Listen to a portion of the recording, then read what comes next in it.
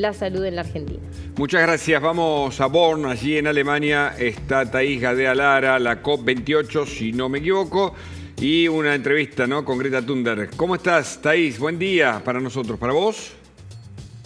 Y ya era tarde, post-almuerzo, te diría, ya pasadas las 2:30 aquí en Bonn, en Alemania, en lo que son las reuniones preparatorias para la COP28, una conferencia aquí que tiene que concluir mañana, en donde te diría que respecto a lo que son los resultados técnicos, hay muchas diferencias aún entre los países para llegar sobre todo a la aprobación de una agenda, pero sobre eso vamos a hablar más dependiendo qué es lo que pase mañana, mientras justamente que los países intentan ponerse de acuerdo en aquellos puntos críticos. Esta semana se hizo muy presente la sociedad civil con el reclamo de que en la próxima COP28, que recordemos se tiene que hacer en Emiratos Árabes Unidos y bajo la presidencia justamente de Emirates, lo que ya están poniendo el foco del reclamo es que la decisión final de esa conferencia incluya lo que es la eliminación de todos los combustibles fósiles. Ayer, de hecho, como están viendo ahí en pantalla, ayer y anteayer hubo conferencias de prensa por parte primero de distintas jóvenes activistas de distintos países del mundo, hablando sobre todo también de la importancia, ¿no?, de que esta transición en materia energética se haga justa y de manera inclusiva. Y ayer incluso también hubo otra conferencia de prensa con distintos representantes de la sociedad civil, en donde hablaron de esto, de la importancia justamente de salir de los combustibles fósiles, pensando en lo que ello va a significar en el impacto, por ejemplo, para los países más vulnerables, como los países insulares, pero también un foco en esto de, bueno, cómo pensar para que esos cambios, ¿no?, que implica eliminar los combustibles fósiles se realicen de manera realista. Esto es algo que dijo, por ejemplo, el jefe de la delegación de Colombia. Recordemos un país latinoamericano, ¿no?, que en sus exportaciones depende hoy básicamente de combustibles fósiles. Entonces, ¿cómo hacer para trabajar para que también eso vaya acompañado, ¿no?, justamente de una manera justa en lo que implica en lo económico, lo social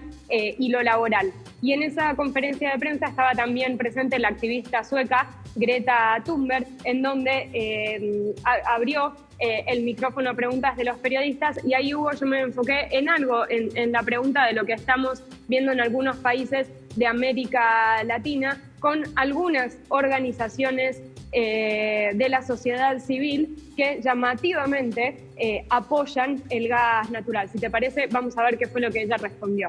A ver.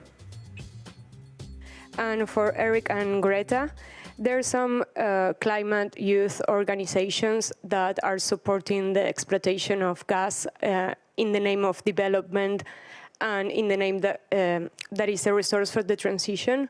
What is your opinion on that, or how the movement work globally in such crucial themes as these ones? Thank you. We keep coming back to the term like false solutions. Fossil gas is often being described as a transition fuel and something with lower emissions, when it is in fact further locking us into fossil fuel dependency. Gas is still a fossil fuel, and something that, if we want to avoid the worst consequences of the climate crisis, something that we cannot lock ourselves further into.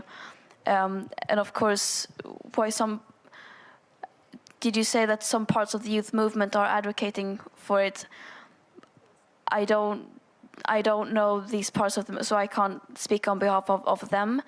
But I think that our general message, at least in the part of the climate movement I'm in, is that we need to move away from all fossil fuels and all false solutions that actually will increase our emissions of greenhouse gas in the long term.